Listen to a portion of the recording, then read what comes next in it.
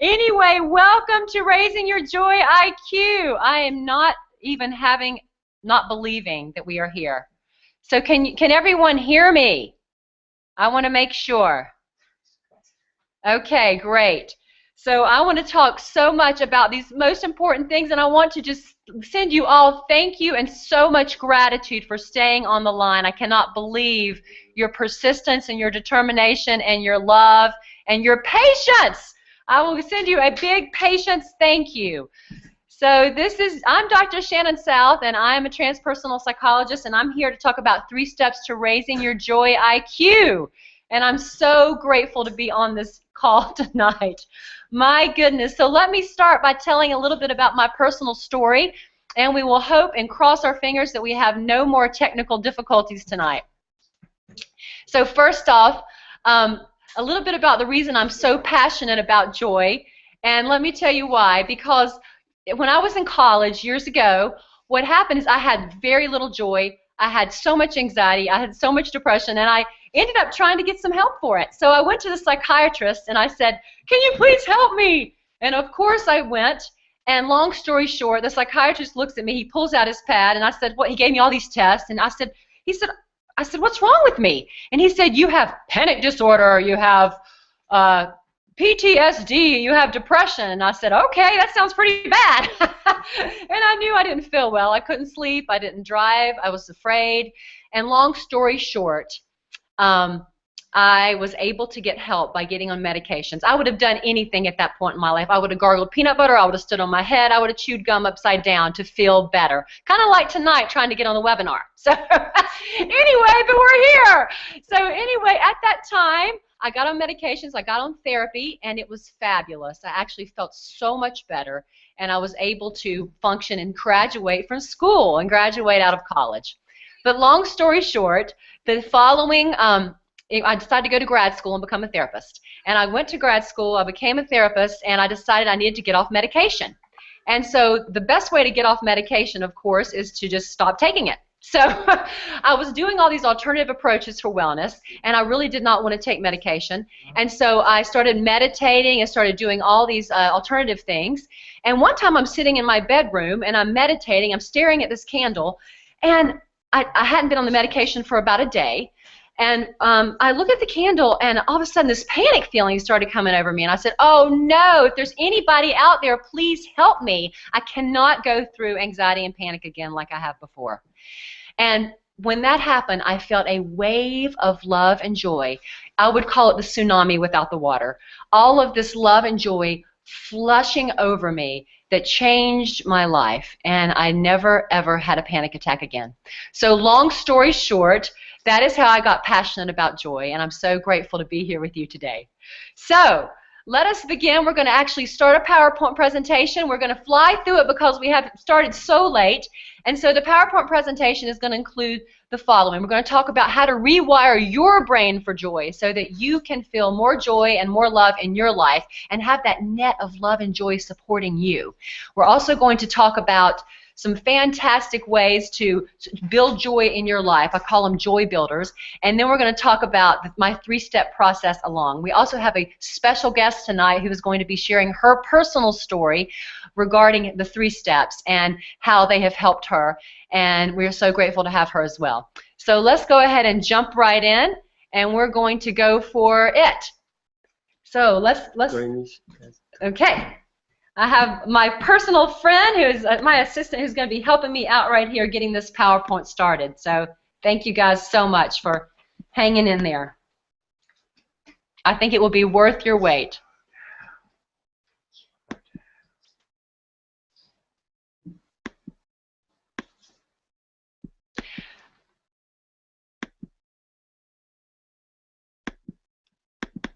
Does it start automatically?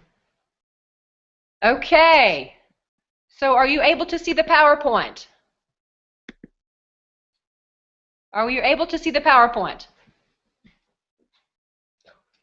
Probably not. This has been a technological nightmare. The good news is we are doing this exact same talk next week, next Thursday night at 8 p.m. So these glitches will be completely gone, even though we've practiced for hours tonight. So I just want you to know that that will be happening. Let's explore these options here. Okay. So I'm gonna do a screen share option, and I'm gonna pull this PowerPoint up for you. Okay, there we go. And so, raising your joy IQ, how to rewire your brain so joy is your default setting. So we're going to go to the next page of the PowerPoint and jump right in. And so this is my daughter and I. She's one of my favorite joy builders. Her name's Aaliyah. And this is what happens when we got attacked with the easy cheese. So we had crazy fun times together. And the good news is that she always brings me joy, and I'm sure you have people in your life that are joy builders like this as well. So I have a few cheesy jokes, since we have cheese on our face, that I must tell you tonight. And the first joke, to total lighten the mood, since y'all have been waiting so patiently, is what is orange and kind of a food, but you can't have it? It's nacho cheese. Okay, second joke, one more. My daughter's friend told me today, I was going in her 3rd grade class, and this is what her friend said to me. What do you call a camel with no humps? Hump-free. And last but not least, if you know 3rd graders like I do, they will laugh at anything. And they will find something to laugh at just for fun. And so the worst joke I heard today in the 3rd grade class was, what do you call a sleeping cow? A sleeping cow. Ah! So bad, but don't bump. So great, we are not going to be telling any more bad jokes, but we did want to show you the easy cheese face. So secondly, let me tell you a little bit more about me. This is my family, this is my husband, and he has to tolerate all this silliness. And he is, the thing that keeps our relationship alive and joyful is that we have authenticity. And authenticity for us keeps the joy alive. And so the good news is, when we keep things fresh and alive, and we are completely authentic in our relationship, that it creates joy. So this is so important for us, and this works really well. So these are my step boys. They are beautiful and fantastic, and my daughter again, and they are definitely joy builders for us as well. So I've had a huge year. I had a wonderful breakthrough book that came out. I wrote a chapter in this, and it was with lots of great best-selling authors, and this was a joyful moment for me. And I want to talk with you about how you can rewire your brain so that you can have your dreams coming true for you. So another book that came out this year is called Time for Me, From Stressed Out Mom to Joy Magnet in 3 Simple Steps. And this book is completely about the 3 steps, except it's a much simplified version. I'm going to tell you much more about them tonight. And so, how can your dreams come true? So when we talk about joy, I would love for your dreams to come true as well. So what I find about joy as I'm working with my clients in private practice over the last 20 years is joy comes in the beingness. The beingness to be in our present moment as fully as possible as we possibly can. And also passion, having the action to make your dreams come true. So when we cultivate this beingness, the joy arises naturally. It's like creating the environment for joy to bloom. And so what are your dreams? Begin thinking about that tonight, because joy comes with meaning, and joy also is created with healthy pleasure. So if you have really great meaning in your life, something that's meaningful for you, and you also have healthy pleasures, not the guilt-ridden ones too often, where you find these wonderful things, you will have more joy.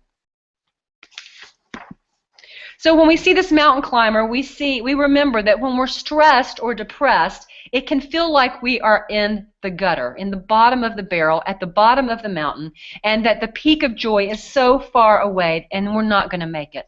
But remember, of course, that you're not alone. And this personal feeling of when we're not feeling joyful, we feel alone, disconnected, stuck in our heads and thoughts. And as we cultivate this beingness, we continue to move one step at a time.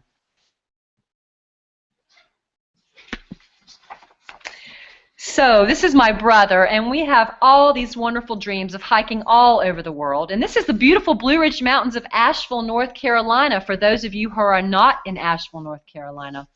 And what you find, and you may find, is when you're in nature as well, it is so easy to savor the simple. When we savor the simple, the people in your life you can do that with creates those neuro pathways for joy. So are you slowing down enough to do just this? Your attention to savoring the simple is the magic pill to make this happen. So if you think about putting intention on joy, like you're doing tonight, your attention to that helps create more joy. So let me give you some fun joy definitions. Oprah, one of our favorites, and if you did your homework, which of course I love to call OM work or inspirational video work, you would have seen that Oprah has a lot to say about joy. But her definition is a sustained sense of well-being, an internal peace, a connection to what matters. So what matters in your life most right now? And then one of my favorite peacekeeper makers, Gandhi, he says, happiness is when what you think, say, or do is in harmony. And then, of course, we have one of my favorites, and that's Deepak Chopra. And he truly has a fabulous quote on joy about your wholeness and being fully in your wholeness and your capacity for wholeness. But clearly, it's not showing up. So we're moving on, Deepak. Yeah. Okay. But this is even better because we have Carson, my nephew, and he is one example of true joy as it comes through the cells and the pores of his body, just seeing that face and the smile and that pure joy coming out of this child. There is a beautiful video that you can check out and that we were going to be playing tonight, but we've had too many technical difficulties, called 4 Babies Laughing. And you can definitely Google that when you get off this talk. It is absolutely fabulous because it has this natural joy bubbling up inside of these beautiful babies, and it's definitely worth a watch. So I have some sobering stats because here's all this joy stuff we're talking about, but 40 million adults have anxiety disorders, and we spend $42 billion a year on adults with anxiety, mainly due to repetitive hospital visits. I don't know if any of you have ever had a panic attack, but they clearly are not joy builders. And often people end up in the hospital when they have them. They think they're having a heart attack, or they think something's going on with their health, and anxiety creates a lot of physical symptoms. So I will be sharing with you tonight a joy builder that actually helps you calm your physiology. And us over here in the Joy Factory could use it as well. So here is the frontal lobe. Joy shows up in the front of your brain. So if you look at meditation and the nuns and the monks that meditate, they have this higher sense of well-being in the part of their brain that registers joy because they practice developing the neuro pathways for this part of their brain. The old brain, our reptilian brain, hangs out in the back, and it's the part that sends off the alarms. Panic, panic, oh no, watch out, things are not going to work out. And as we rewire that by learning to relax through meditation specifically and other relaxation techniques, we can move our sense of well-being and we will get more activity in the front of our brain. An example of this is Psychology Today had a great article on meditation. It said, why should you meditate every day? And for those of you who heard my story earlier, it's a great joy habit to have. It's a great joy builder. The brain of meditators looks different in several ways, and let me tell you why. The wise, happier parts of the brain that can see the bigger picture light up more, as well as the part of the brain that doesn't take things so personally. Because the back of the brain takes things very, very personally, and it also creates a lot of fear. Also, the ruminating parts of the brain. I read an interesting article the other day that said brooding is one of the #1 things that creates depression. So when we brood and obsess over and over and over, we feel more depressed. So the ruminating parts of the brain can be reprogrammed so that we can have joy in the frontal cortex of our brain. So let me share some brain myths with you. This is fascinating. It comes from a book called Super Brain. And the guy that wrote this is actually a professor of neurology at Harvard. So do you think he knows something about the brain? The first myth is that the injured brain cannot heal itself. And this is absolutely untrue. If you've heard anything about Milton Erickson, he was a psychiatrist years ago, his story was phenomenal. He was actually paralyzed by polio and was sitting in his rocking chair, could not move anything but blinking his eyes. And what he found out, he would look out his window and saw the children playing in the yard. And he wanted to play so badly that he would visualize himself playing. And he would actually send energy and focus towards his hands and his legs and his face. And he noticed that the rocking chair would actually move as he was sending positive thinking and thoughts towards these parts of his body, and he had a deep desire to move and play again. And so he ended up getting out of this chair, being able to walk, being able to move his arms, being able to use all of his faculties again, and the injured brain can heal. The second myth is the brain's hardwiring cannot be changed, and we know that is absolutely not true. And the third myth is that aging in the brain is inevitable, and that's really not as important to us tonight because we're not talking about aging, but with the right environment, that brain does not age.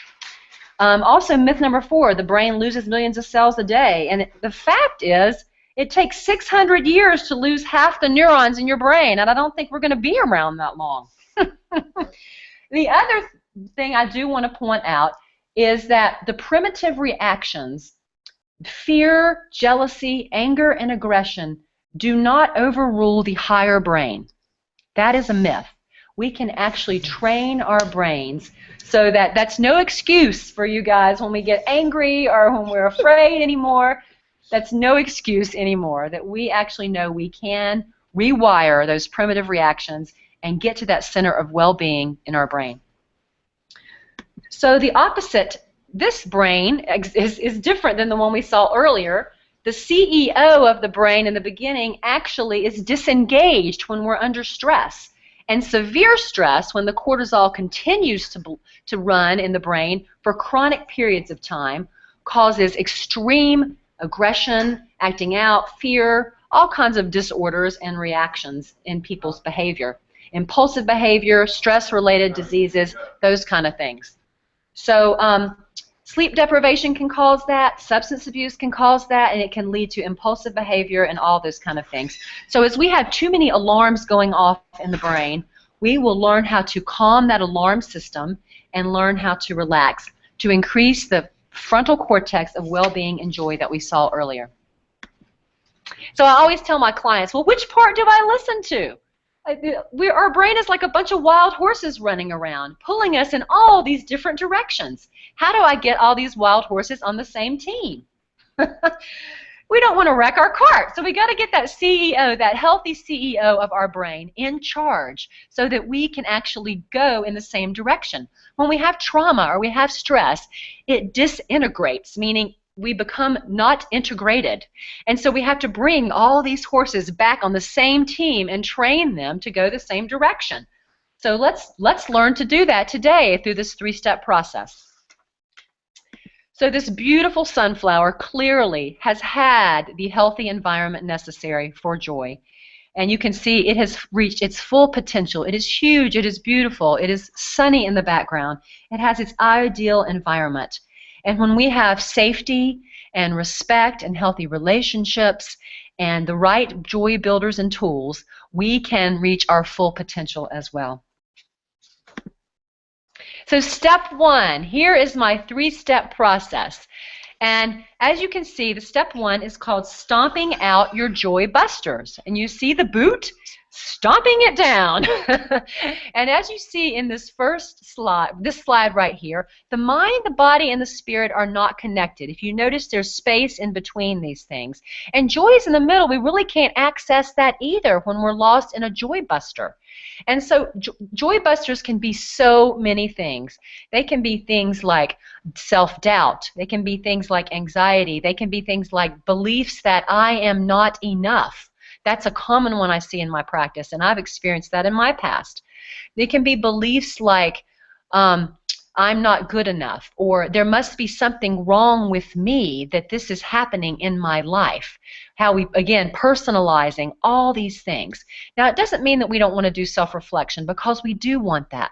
But we want to self-reflect from a nurturing, joyful, loving place inside that doesn't judge ourselves. So I want to challenge each of you right now, as you're continuing to stay with this webinar with me, to hold yourselves and notice how you are experiencing this webinar.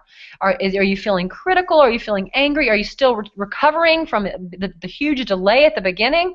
What's going on in your system that is happening right now? And just noticing that.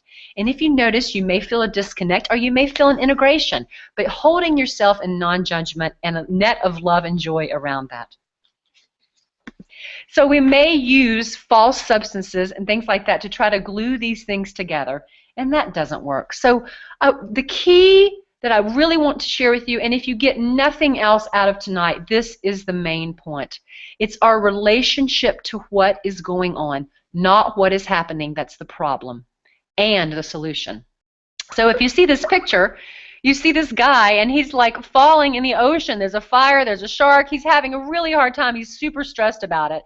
And it looks like the other yacht might be pretty comfortable over there with the sun setting and relaxing. If we're coming to our lives from a place in our brain where the CEO of our healthy brain is actually rewired in a lovely way, we can experience things that are even challenging and difficult from a different vantage point.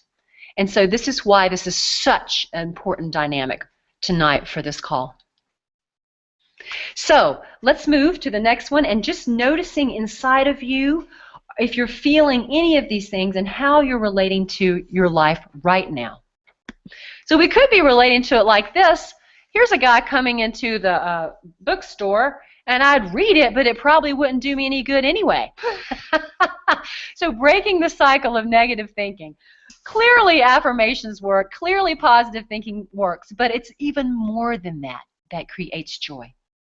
So we really want to know what our beliefs are to help us with creating joy in our life. So we're going to dig into that a little more as well.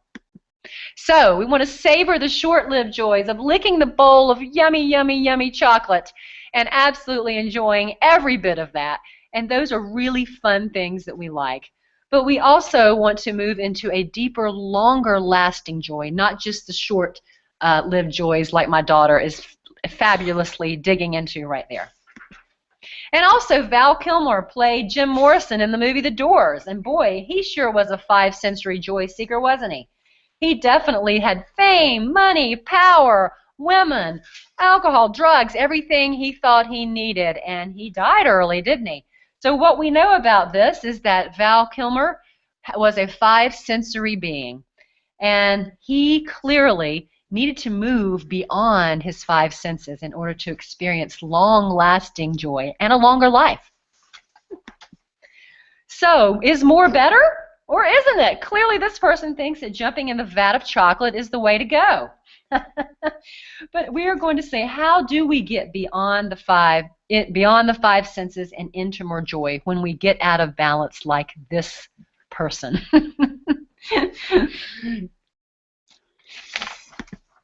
Okay, so Freud, the crazy old psychiatrist years ago, said to us, let's dig a little deeper. Look at this iceberg. Let's find out what's going on in our subconscious and unconscious mind.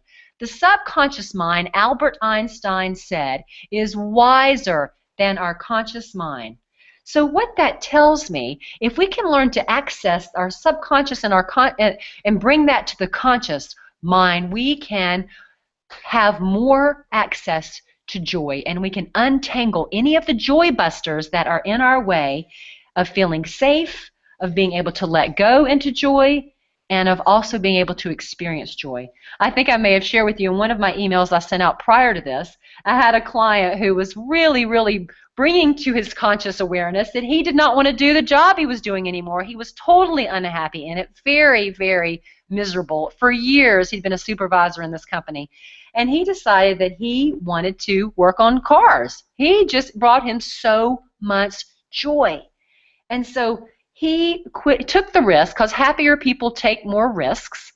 And he took the risk and got into this work. And he came to my office one day and he said, I am a closet happy person. He said, I'm so happy. And it's so funny. It's sometimes a stigma to be too happy. It's just real and authentic, not Pollyanna, but just this real authentic happiness is what we're looking for. So this is a wonderful story of this fabulous monk. And in transpersonal psychology, we definitely learn about different spiritual paths. And one thing this spiritual teacher said was that there was a story of 2 arrows.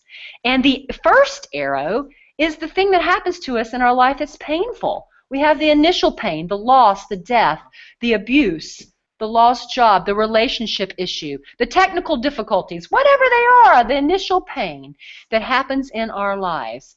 And then if we can stay and heal that initial pain, we can get through it faster. But what we tend to do as humans is we tend to shoot ourselves with a second arrow and say, I'm not enough. Something must be wrong with me. I'm afraid this will happen again. We scare ourselves to death. We go into all kind of secondary arrows, secondary reactions, and we create more suffering. So if we can learn to free ourselves from this extra suffering that we create, we can learn to step into joy faster and more frequently. So again, this is a picture of a woman obsessing. And what we know about joy is we cannot experience it through the mind. It can only be found through the heart. So,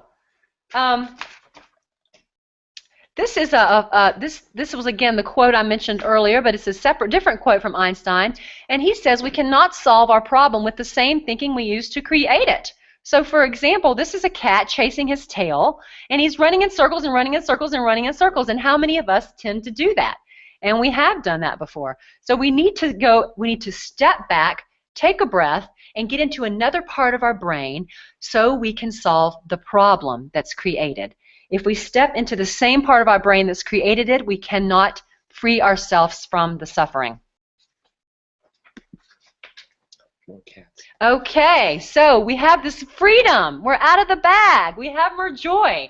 And here we go, moving into the freedom in our lives. And what happens when we get this freedom is it feels really good. And so we have these pathways to joy in our brain become easier and easier the more we practice them. So we will continue to free ourselves from these joy busters and move into less obsessing and less brooding and more joy. So I'd like to ask you to stop right now and just take a moment and just answer. And I can see some of your answers on the side. But what is the biggest joy buster in your life right now that disconnects you from joy? What is the biggest joy buster that you have going on? And I'm going to be looking to see what some of your comments are, so then we can actually talk about them.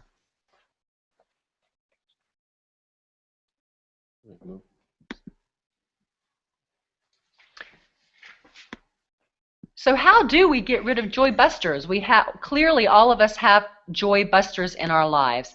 And so we're looking for more comments to see what the joy busters are. And I appreciate all the comments we've gotten so far. We've gotten some great comments, And so what we want to know is how do we get rid of these joy busters? The fear, the all the different things that create stress for us. And so here's some people's examples. We have anxiety. We have parking tickets. I like that one. We have lots of different joy busters, work, grief, all of these things. And so how do we move into helping to get rid of these joy busters? How do we integrate these into our lives more? Definitely fear is a good one. Thank you guys for sharing. And so, okay, some people say self-discipline. Clearly, just do it. You know, the Nike commercial. Just have the discipline, by goodness. And of course, that's one thing that works to a point. We got to have that masculine part activated. But that's definitely not the whole answer. It's much more complicated than that. to move through these joy busters sometimes.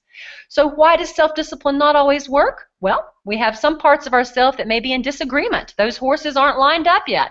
Or we have emotionally charged issues, like things that we need to get the negative charge out of. Do you know what I mean about emotional charge? Things that feel like sharpness inside of you, like ow, or oh, that stresses me, or it feels painful. And as we learn to move into releasing the negative charge, we create more room for joy. And also, sometimes we need to uncover the layers of the deeper part, the subconscious, and find out what's going on. Because sometimes we say we should be this way, we should be that way, and we get out of the heart of the matter and we lose the whole daggone point. So I'm seeing some really good joy busters coming up now. We got fear, disorganization, isolation. And so, I tell my clients, it says, please don't feed the ego. Clearly, we have to have times when we are allowing room for fear to be in our lives, and we're allowing room for some of these painful emotions and joy-busting activities that are going on to be there. But what we want to do is we don't want to give it too much energy. So sometimes we'll just give it, let's say I'm going to give myself 10 minutes to be sad about this, or I'm going to give myself 20 minutes to, talk about my fear and write about it. And so all of these different things, we don't want to feed the ego too big of a full meal, but we want to also give these parts of ourselves some attention so they can unwind and lose their charge. So step 2 is a very, very, very important step. And I'm sorry you can't see that as clearly as I'd hope, but it says strengthening your joy builders. And you can see on the diagram, see the little ant there holding up this stick? He must have been very, very, very doubtful of how in the heck he could do that. But of course he does it anyway and finds the strength within him, and we definitely need that determination and strength to do that. But you also see on the second step, the mind, the body, and the spirit are more connected, and we are able to be closer to joy and access that more often. So it's a wonderful thing to move into the joy builders as we lose some of the charge from the joy buster and begin to practice these daily neuron charging. The neurons that work together, fire together, they actually bind together. So as we practice these joy builders, we get more of these neural pathways and they get a closer relationship with the mind, the body, and the spirit. So what are some of these joy builders? How do we strengthen them? So sometimes we move to the layers of our deepest heart, and that's the emotions. The emotions are the bridge to the soul, is a saying that I absolutely believe is true. The emotions are like the energy, the gas to the car. They help move us forward. So when we can honor these emotions and we move forward with these emotions, we will come out the other end. Don't you love that picture? We will blast through the cloud and the confusion and come out clear with a fabulous view of where our life is supposed to go next as we honor our emotions. But sometimes it's extremely fearful for people to go into their emotions, and so as we honor them, we want to get support. So noticing how important that is, but also noticing you do come through to the other side and you are much more connected to yourself and integrated to what's really important within you. So I love this slide. We definitely want to develop a relationship with our body. So I'm not going to ask you to do what this guy's doing right now. I do think we have a couple yoga teachers online, but they might be able to do it, but clearly the majority of us will not. But if we develop a relationship with our body, what we notice is we will be able to listen to the cues of our body to help us create more joy. So I'm going to teach you a breathing exercise right now so we can actually deepen into our physiology. And I want you to just sit back in your chair or wherever you are on your couch, get your feet connected to the floor, and if you're driving, please don't try this in your car. And let's do a little short breathing exercise just to calm you and get you down in your body even more. And this breathing exercise was actually in the Oprah magazine last month, I think it was, and I've been doing this breathing exercise since I was in my 20s, teaching it to clients at the hospital. So it's been around a long time. I call it the joy breath. So we're going to breathe in for 4, hold for 7, and out for 8. So let's breathe in through your nose for 4 counts. And hold, 3, 4, 5, 6, 7, and exhale.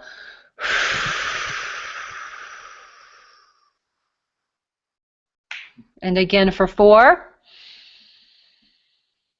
And hold for 7, 2, 3, 4, 5, 6, 7. And exhale.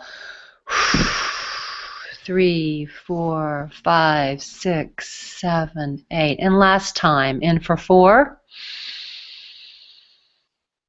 And hold 2, 3, 4, 5, 6, 7. And exhale.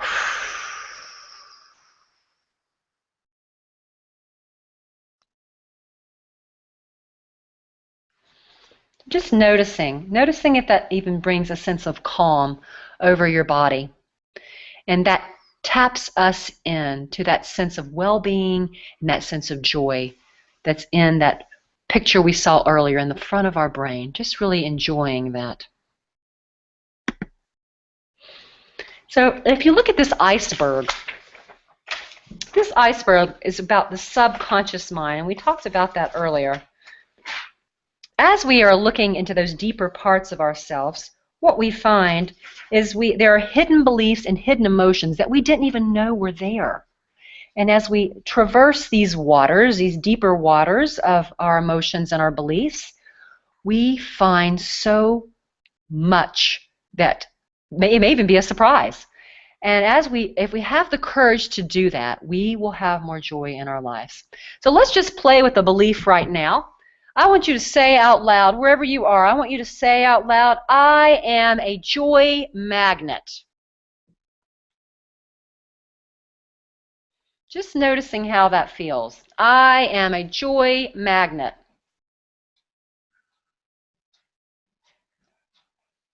And now try this one out. I am a crap magnet. Say it out loud. I am a crap magnet. How does that feel? So we clearly know those feel very differently. But it's amazing when we start digging around. We are not only going to find the flowers, we are going to find the manure in our garden, and we must use it to help create joy in our lives.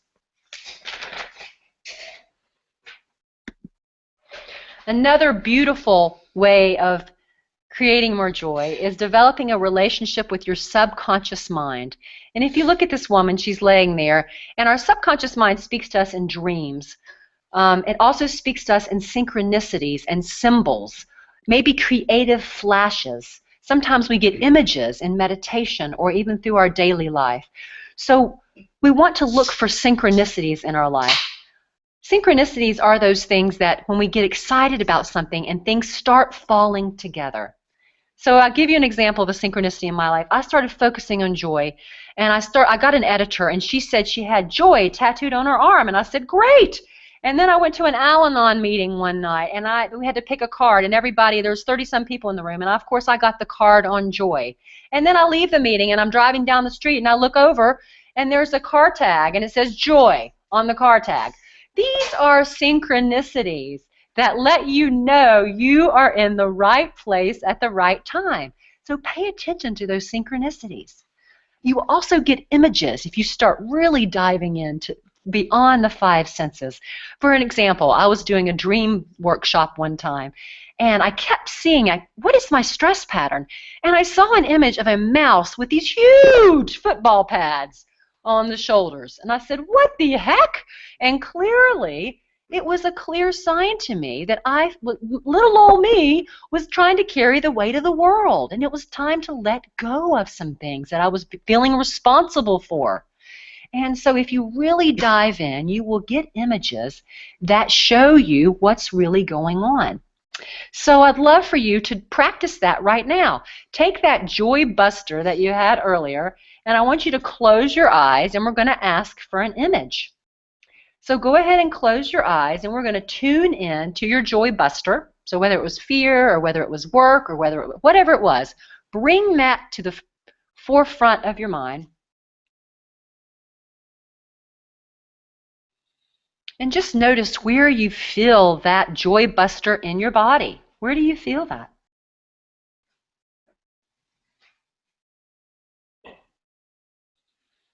And if you can imagine, you could reach into that part of your body, the tension or the tightness or the stress. I want you to pull that out of your body and let it take a shape or a color, or see if you get an image of what this joy buster looks like. What does it look like?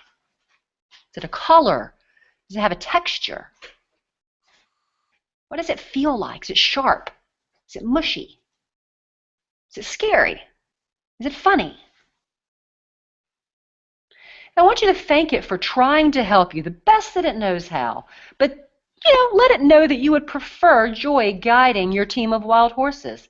And would it kind of step to the side and loosen up its grip on you? That it's trying to help you, but you would prefer joy to run the show. And so we're going to put it aside. And I now would like you to ask your wisest self, and we all have a part of us, a higher brain, wise part of ourself, to bring you a symbol that represents joy for you tonight. Just noticing, what is that symbol for you that represents joy?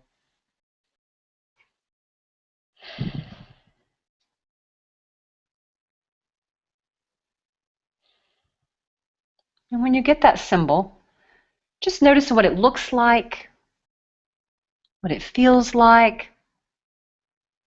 Does it have any advice for you? And you can even ask it if it would help you with the other joy buster. Would it be willing?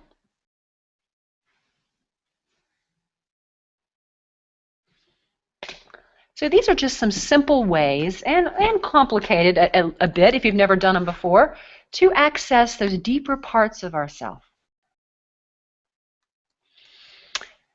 And so another great joy builder, besides tapping in beyond the five senses and tapping into these deeper, wise parts of ourselves, is healthy touch. Hugging, healthy connection with another person. I love this slide of this cat and this dog just snuggling up together. And you can't see the line, but it says, "I like big mutts and I cannot lie," which used to be an old 80s song. I don't know if y'all remember that one, but anyway, they're just having fun. They're connecting. They're loving each other. And this sends yummy joy vibes to the brain as well.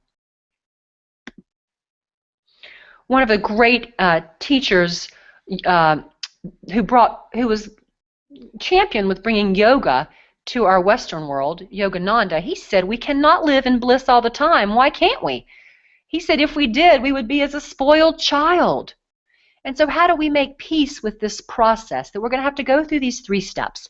And we're going to have to go through a process to help make more space and more resiliency to receive joy into our lives. So there is the possibility of being in this 3rd step, and it says celebrating the joy magnet that you truly are. And do you see all those people celebrating? They're like, "Woo, yeah, we made it." Our mind, body, and spirit, they're on the same team mostly. We have a glitch here and there, but our heart's leading the show. The heart's really big. We have a wise mind and heart. The heart and the mind are not arguing over all these things. And then the feeling that you are enough. You are connected. You are supported and loved. You are joy itself. And this is some of what we can experience in this step of celebrating the joy magnet that you truly are. And what is a joy magnet? The joy magnet is someone who has reached more of their fullest potential, and they continue to strive for that. The joy magnet is someone who has great joy builders that they can build upon and use in their daily life to access those joyful neural networks in the brain and all of those wonderful parts of themselves, even beyond the 5 senses. And a joy magnet is someone who can sense their heart, and their heart guiding them and leading them along with their wise mind to run their lives in a joyful, choice-filled way. So thank you all for this part of the presentation. And now I want to introduce you to a wonderful colleague and previous client of mine. She is a fabulous lady. She has actually been through these 3 steps herself, and she actually is going to be sharing with us part of her experience of going through these 3 steps. And then after her interview, we are going to go back into the webinar and have a short closing. So please hang around and stick with us. And we're going to have a time for questions and answers at the end. So thank you again for being here, and welcome, Susie. Well, it's a joy to be here. You know, I had to say it that way. Absolutely. Good. So. Absolutely it is. I'm so happy that you're here with us, and I want to ask you a few questions. So I wanted you to know if you could tell the listeners a little bit more about where your life was when you started this 3-step process. I'll be glad to. I had recently retired from a 25-year law enforcement career. I had traveled from a history of dealing with childhood sexual abuse and post-traumatic stress disorder while I was in law enforcement. So the combination of all this trauma really short-circuited my capacity to embrace healthy touch. Although I had healed to a place where I could tolerate basic touch when we met, yeah. You know, I knew I really, in order to enjoy quality living, needed to do some more work on that. Absolutely. Because it seriously affected my ability to have emotional intimacy with other people. And I understood that while I was in that place, you know, when we met, that I wouldn't be able, that option would not be available to me if I didn't work on it. Absolutely. So you wanted healthy relationships as a joy builder, and you knew that that was something that was very important to you. That's right. You wanted to get down to it. So how did you get involved with this process, and myself, and why? Can you tell us about that? I vividly remember that, let me tell you. Okay, great. All right. You know, I really met you when I genuinely embraced the desire in my heart to heal. The timing was right for me to start this process because I was able to do something very important. And that was surrender to the support that I needed in order to heal. Yes. When I met you, I was at a point where I desired something more in my life than being a warrior that was forever on guard to protect other people. Mm-hmm. But I also understood that permanent healing wasn't possible until I had the attitude to let others support me. Right. And until I made that decision, there was no healing. So with that attitude, that's when I met you. You made me feel unconditionally accepted, and I can't say, Shannon, how important that feeling is to a person who needs to heal in the beginning, or healing doesn't start. We all need to feel unconditionally accepted. Beautiful. So I bet a lot of people can relate to that, and that need for unconditional acceptance so that they can actually access, even begin to dive into the things that are blocking their joy, and also begin to experience more joy in their lives. So what has been one of the most helpful parts of this process for you? Because you've been through this process, you understand it deeply, and I know that you have some great feedback for the people on the call of like just what's been the most helpful for you? Well, you know, as I went through the process with you, I discovered that all 3 steps were equally important. And you know, that's true because each step of the joy process builds on the last step. You can't circumvent any of the steps in the process and really find permanent healing. Yes. Just like when the Joy Busters were removed from my life, that really freed up space in my heart for the first time to allow my joy builders to support me. Those Joy Busters were just taking up all the space in my heart until I got rid of them. And honestly, what I found out is that I couldn't shoulder all the pain of my past trauma because it was so emotionally charged. And then ding dong, the light bulb goes on, if I could say it that way. That's when I really understood that as human beings, we're not supposed to make those journeys alone. We're wired to be supported. Beautiful. Because I embraced the support from others, then I was able to really realize my dream of happiness by becoming all that I was meant to be. So things that weren't open to me before, like emotional intimacy with other people, were now becoming realities for me. This is great, Susie, because I'm sure there are people out there that have relationship issues or would like to dive deeper in their relationships or would like to dive deeper in themselves and create the capacity for a good relationship. So this is very helpful. Thank you. So if there are listeners on the call experiencing anxiety or depression, do you think this process could help them raise their joy IQ? And if so, why do you think that? Yes, I really do think that it can. I discovered that journeying through the steps of the process increased my awareness IQ about joy. Okay.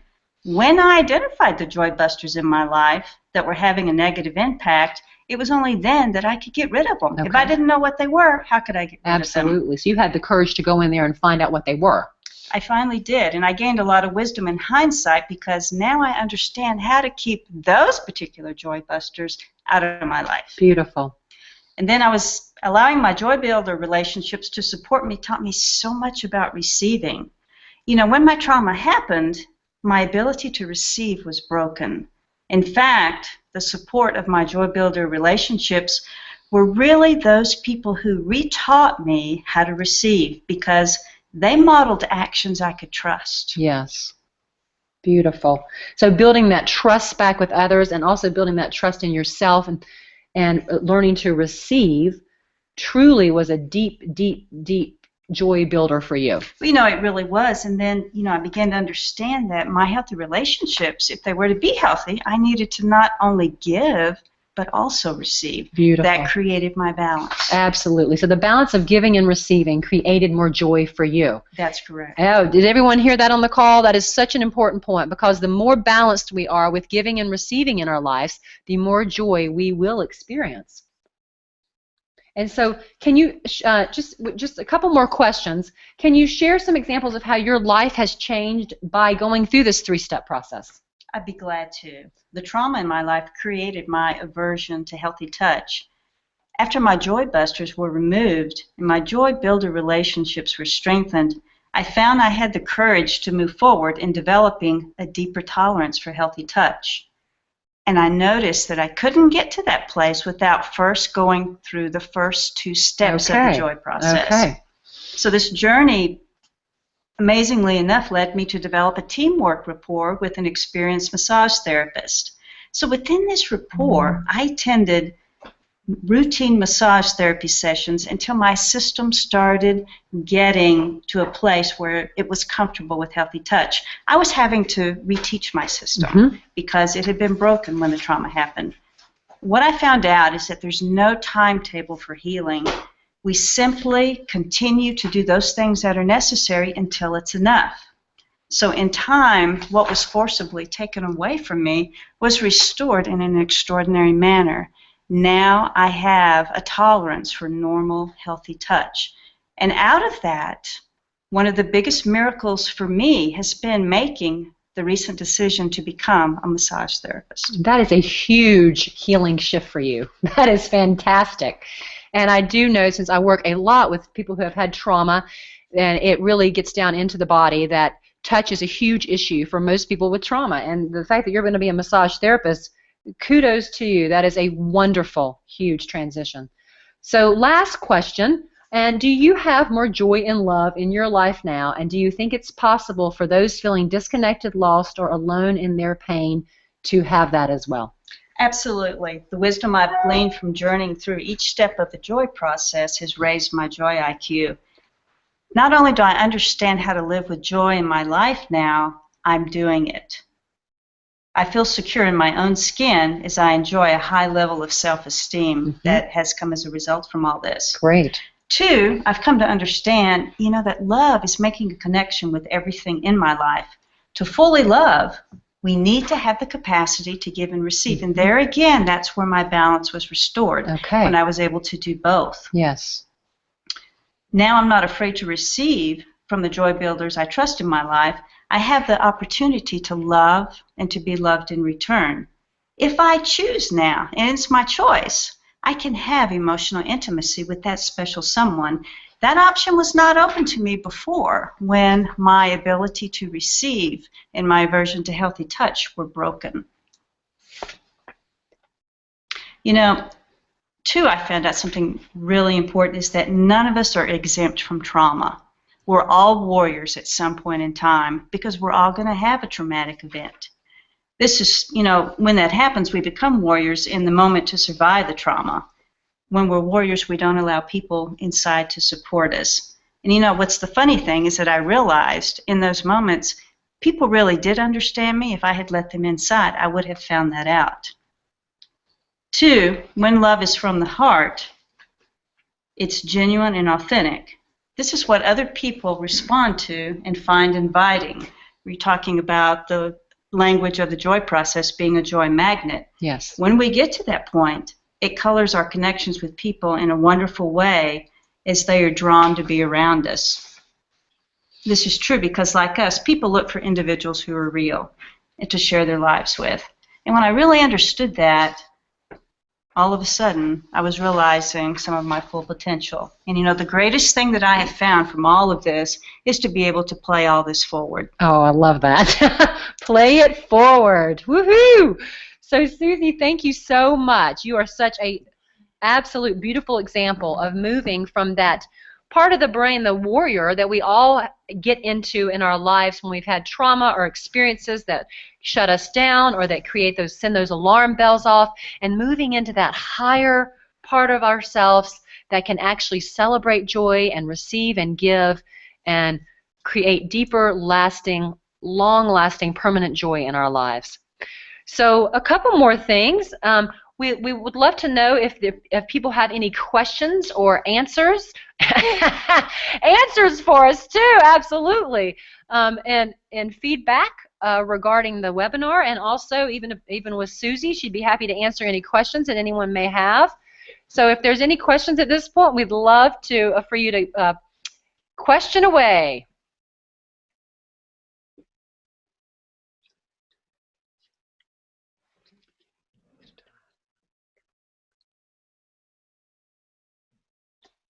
And I know there's a delay with the system, so we're just giving it a minute for the questions to come in, and then we will be able to answer some of those questions. So while we're waiting on those, I want to go ahead and share a couple more things about celebrating the joy magnet that you are. So this image is an image of an open door. And so one of the things we want to do as we are desiring more joy is we want to resist the urge to close. We want to stay open as much as we can in safe environments, because life is too short to be closed and afraid.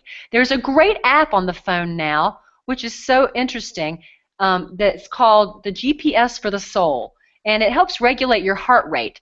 And so if your heart is out of balance, it tells you. So you actually can go to the app and you put your finger on it, and it gives you your heart rate.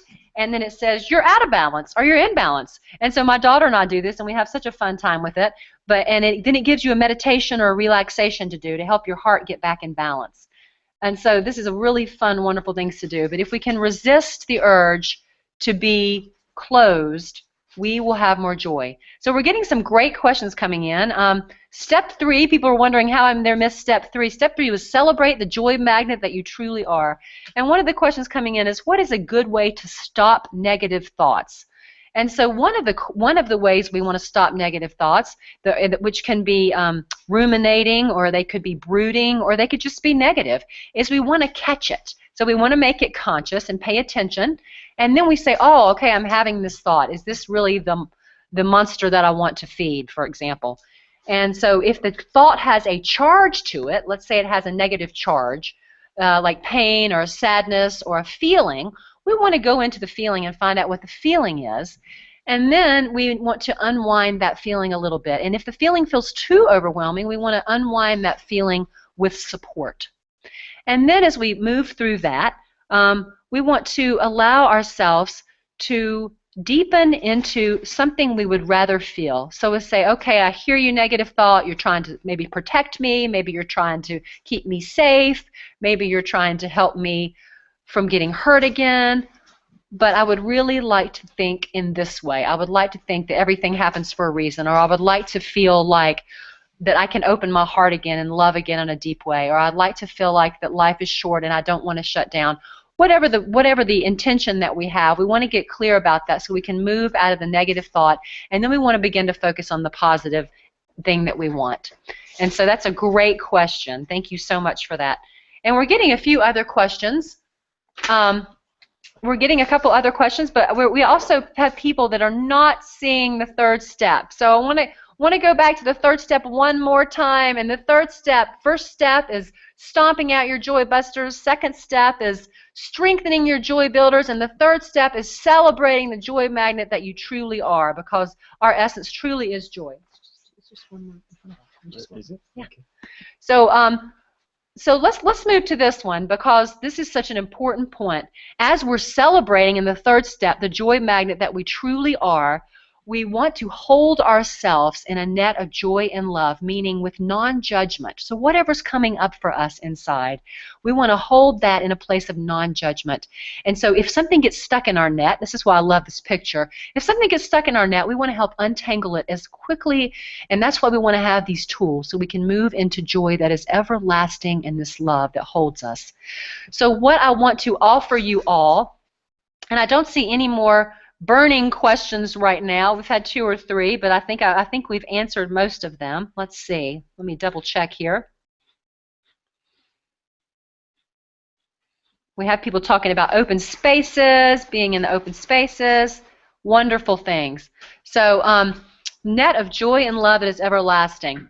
So we want to learn to cultivate this net of joy and love. And for those of you who are interested in going deeper and further along with creating more joy in your life, I would love for you all to feel this way. Look at this beautiful, beautiful girl. She is fully and engaged in her joy. It is from head to toe. And so I really would love for each of you to be able to access this type of joy in your life. And so what I want to do is I want to offer a 4-week program that I'm going to be offering for each of you. And so if you'd like to stay with me in this program, you can sign up for this. It's called raisingyourjoyiq.com, and it's a 4-week webinar that I've created if you'd like to go further with me than tonight. And it is going to be a power-packed, bang-up 4 weeks. And if for some reason you missed some of tonight, we are going to do this exact call again at the right time this coming Thursday at 8 p.m. Eastern. But the course is going to be fantastic, and let me tell you why. We are going to actually go into this 3-step process in a much deeper way.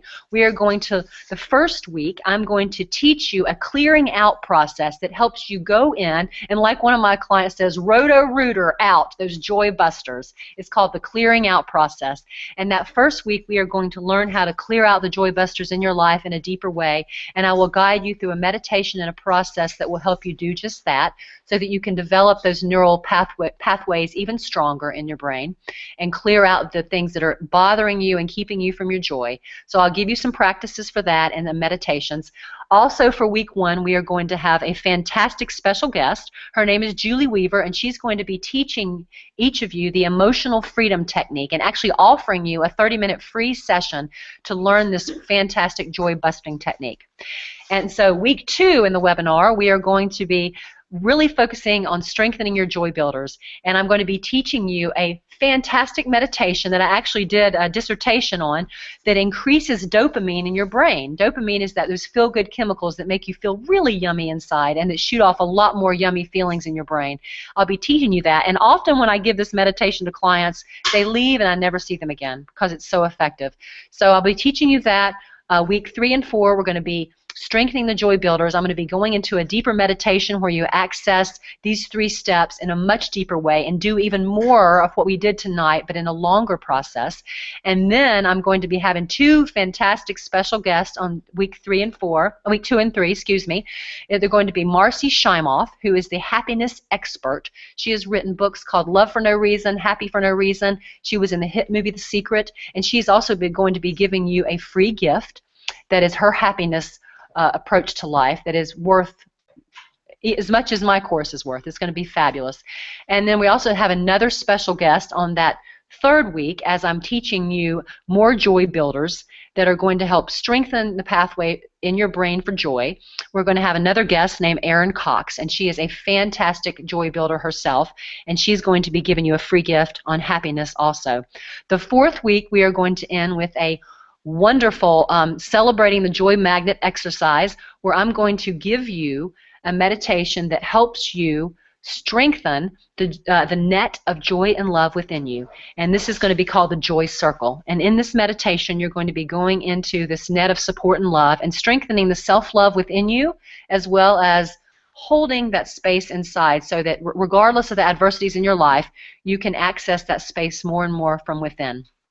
And we'll have a special guest that week as well. Her name is, she's a wonderful artist and a mystic named Sundara Fawn, and she'll be sharing with you her incredible visionary journeys that take you through a gorgeous art display of celebrating yourself through art and through deep work and through joy. And so there's much more to this 4-week webinar. So if you are interested, you can click right here and go into the raisingyourjoyiq.com course.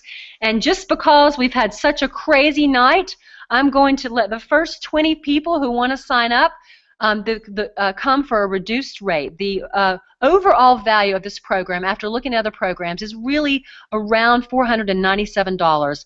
But I'm reducing the program to $297. And for the first 20 people tonight, since y'all have been the most patient people I've ever met in my life, I will offer this program to you for 97 buckaroos. If you want to come to this next 4-week webinar, you are be the first 20 to sign up. You can have it for $97, and it will be well worth that and more. So please sign up if you feel drawn to this next step, and we are going to be going into a deeper exploration of this 3-step joy process. So I'd love to leave you tonight with a inspirational quote that touches me and hopefully will lead you out of here in a joyous space. And this is from a wonderful poet named Rumi. And he said, when you do things from your soul, you feel a river moving in you, a joy. What you seek is seeking you. So if you truly want more joy, it will come and it will find you, and it will meet you in the middle. So thank you so much for being here tonight, and have a beautiful, joy-filled night. And I will look forward to seeing you on the free call next week if you missed it, or in the 4-week webinar. Take wonderful care, and lots of love and joy to you. Bye-bye.